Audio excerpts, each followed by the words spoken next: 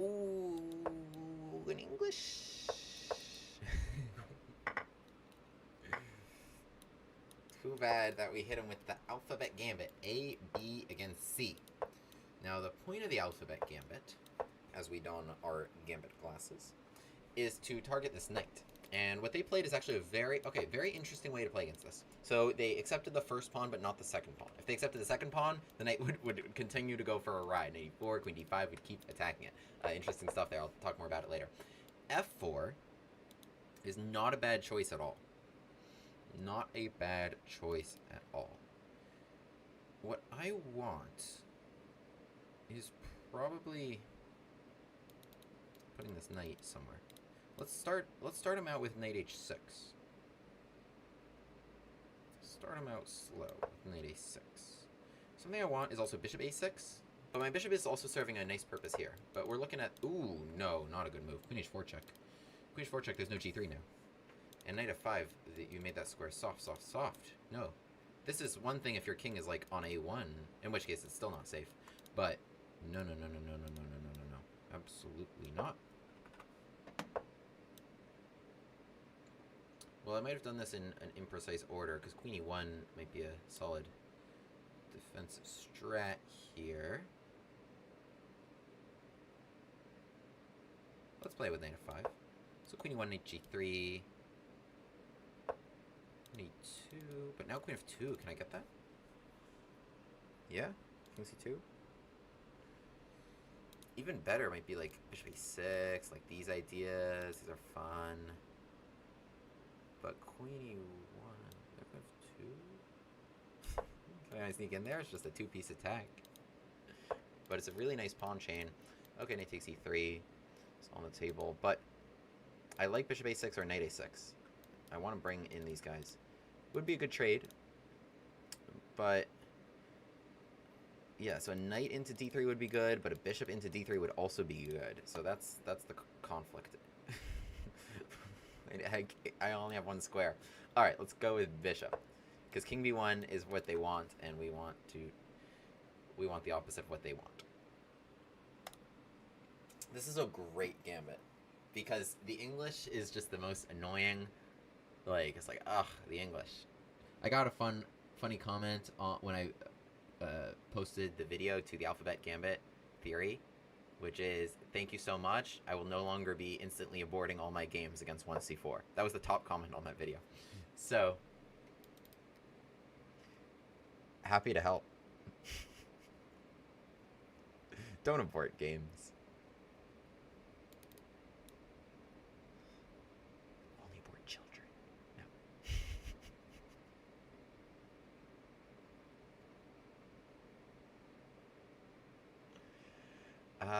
Bishop d3, king d1, g4 is coming. Knight can come in. Oh, yeah. Oh. Their position's yucky. Knight a6, here comes knight b4. And bishop c2? Oh my god. Oh my god.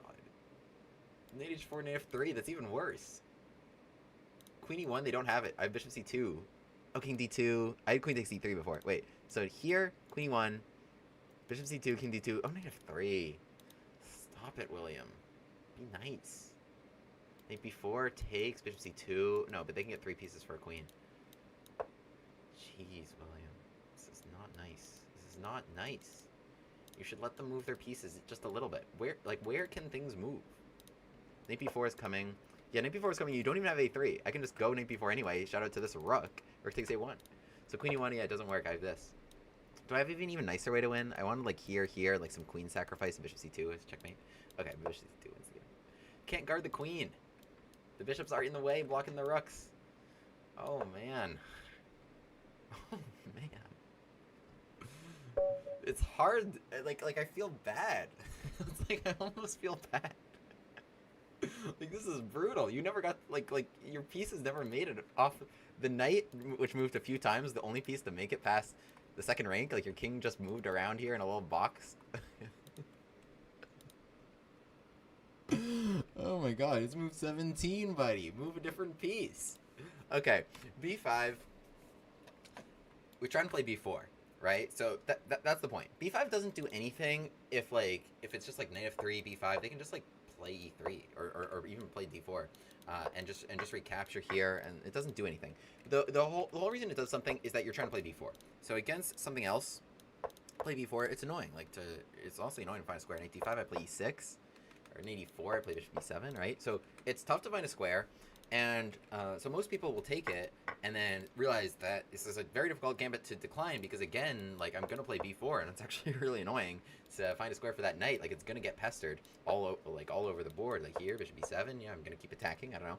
So most people take it, and here after d5, well, there's a number of fun lines. My opponent played the best move, which is d4, because if you just don't do that, like a lot of people actually, most common is... Oh, well, most common used to be just knight c3 back, just volunteering to bring that knight back, and then, you know, we really hammer this knight. Like this poor knight is going to be the only dude that moves. And after h5, h4, not f4 to give them that square, but h5, h4, they start running out of squares here. I believe the line is here with h4, and then, yeah, just e5 now, and now after knight f6, you know, we could just really run them over. The fact that these files are open offers a number of opportunities to like play queen d5 and just win the pawn back, or to waltz that knight right in with no a3 pinning there, because they can never have a takes before. The king has no safe haven if it can castle at all, because here, right, like we're going full throttle ahead, and then also like queen takes h4 will hang if that's open. So just really fun stuff. And yeah, if they castle here, we've got the rooks open. So, you know, just exactly what we're looking for, like an immediate gambit right out of the opening. Like you cannot lose a pawn faster than you've lost a pawn here with just a6 and b5. But d5, so d4 takes a stake in the center, right? So, okay, you won't just get run over by these pawns over you. So it looks like you're totally fine, and that black has nothing for the pawn. But you play here e5, and now you face the unpleasant choice between either accepting the gambit and, you know, again, dealing with it like this knight on the run here with knight g3, and then h5 still coming, and h4, right? And having to deal with all that, which is, you know, all detailed in the original Alphabet Gambit video with all the theory here. But e3 is a move that's also, you know, can be played, and it's played almost as often as d takes e5. So a lot of d takes e5 theory is detailed there, and it is the top engine choice. But e3 and then e4, I talked about this position, I talked about some ideas, all right, because it's hard to give concrete theory here. I talked about a lot of ideas. I actually complimented the move f4 in the game. It was a bad move.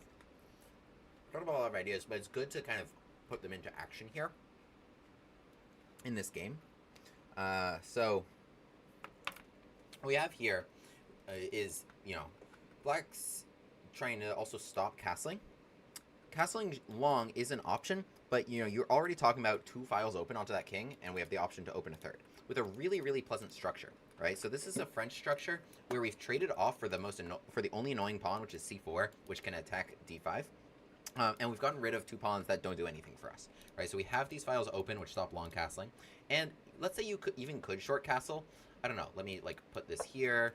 I even let you put a knight on a square where you couldn't. Okay, queen g5 can stop it. But let's say you even achieved all this. This is exactly you know, bishop h3. The pieces can just pour right in here because the pawn here will take away the control of the knight there. Bishop on d6, very pleasant. This pawn cannot be attacked, or knight can come to e7 if necessary. All right, so that's a great idea, number one. Number two is, like, if they play something like bishop e2, bishop a6, I think is also a really nice resource. So we can trade off for this guy, and now the knight can just waltz right into d3.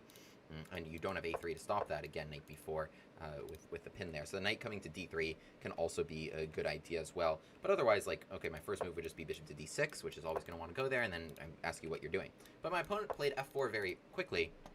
And with f4 very quickly, so now they're trying to maybe castle and then not have to deal with all the pressure that can come along this diagonal as a result of having this pawn here and clearing out the standard castle defending knight. So f4 makes a lot of sense, but we're just playing knight to h6, which is a logical development move now that we're playing knight to h6 because we're looking at the f5 square. We're not playing knight e7, getting in the way of this bishop. We're looking at the f5 square at some moment, maybe g4, and the bishop here doing a good job controlling these squares. And my opponent probably should have, just played something like bishop d2 or like even like knight e2, although it's a little awkward. Yeah, we can force some awkward moves, and now, there are some weaknesses already to be probed. It's just like a really, really nice position here and just tough to play. I offered here in the video, I think, the concrete move f3, after which, black has the option to play bishop to d6, threatening queen to h4 check. There's no g3 here because the bishop takes g3, so, not fun. And otherwise, you can't play f5 right away, right? Because there's queen h5 and queen e5 check, so you got to watch out for that. So you know bishop d6 you can play first, so that if something like knight e2 to cover that up. Well, okay, that's not a good move either. But then f4 would happen, right? Maybe to stop queen to h4. So yeah, the immediate f3 strike doesn't work. You know, this trade would be great for white. It would solve all their problems. Bishop to d3, they can castle, they can keep a knight there to defend their king, right? The knight here would defend h2 and everything. The whole reason why the position's unsafe and why my opponent panicked about it is because of this diagonal, which can, you know, with the bishop right there, uncontested, can put a ton of pressure on h2 without a knight to defend it or without anything to defend it. And then eventually, you know, h3 or g3 can get provoked, which this bishop can take advantage of. So that's the big idea. They played f4 and h6, so now I'm looking at these nice squares that come as a result. My opponent playing h3 just kind of makes matters worse, so they're trying to like play g4 and everything to really take control of all this, but they're forgetting, you know, their king is here and all their pieces are on the back rank, other than this one knight they moved. So that would be the end of their development for the rest of the game. Queen to h4 check comes without g3. King needs to step up, so steps to d2, which is a good choice, because if you step to e2, then this knight comes to g3 with a bang. And not to mention bishop g4 or bishop a6, just from all angles. So king d2, knight comes into f5 now, and knight e2, which to me makes a lot of sense covering g3. I've recommended here in the game queen to e1 for them. Oh, this is a nice move here, queen g3. Queen g3 is just a filthy move, right? Because it stops them from trading queens because of this nasty fork. We're gonna win one of these guys. Rook h2, knight takes f1, and then I'm gonna take the rook anyway. So yeah, you just have no coordination. You have no development for you know, which would otherwise solve your problems. And if you can't take the queen, you also can't play knight e2. Like, all the pieces just get in the way of each other, and this is very frustrating. So queen g3 is just a really, really nasty, nasty move.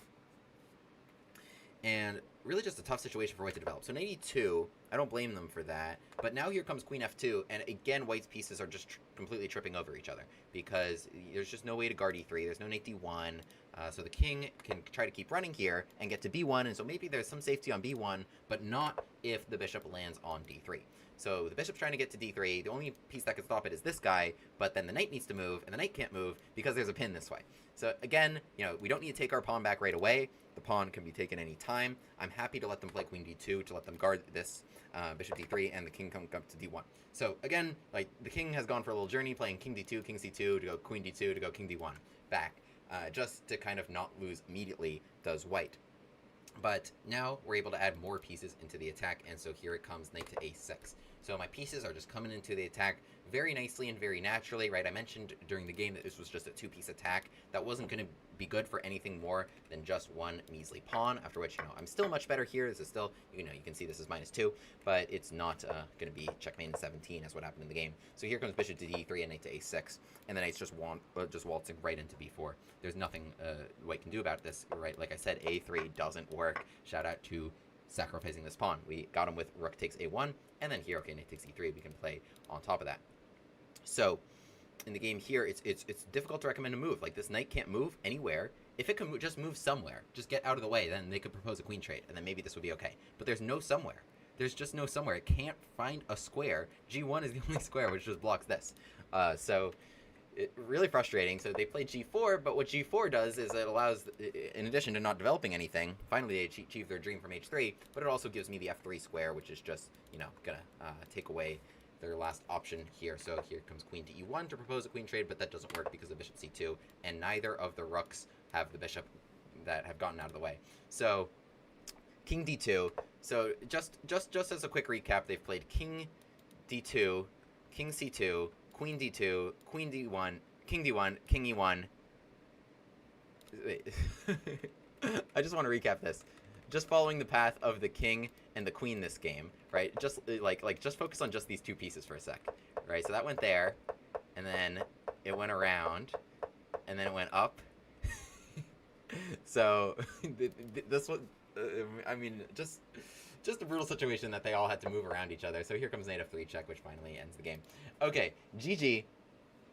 I think this is a good example, because here it's hard to offer like so much concrete theory rather than just like ideas and example victories. So would love to see your games. Share them in the Share Games channel on the Discord, which will be posted below. Great community. Subscribe, and yeah, keep crushing those English players. William Grave, the Gambit man, takes his seat at the board.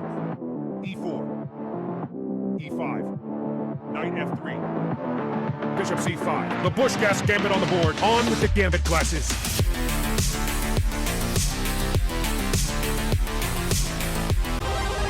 Hero pawn unlocked.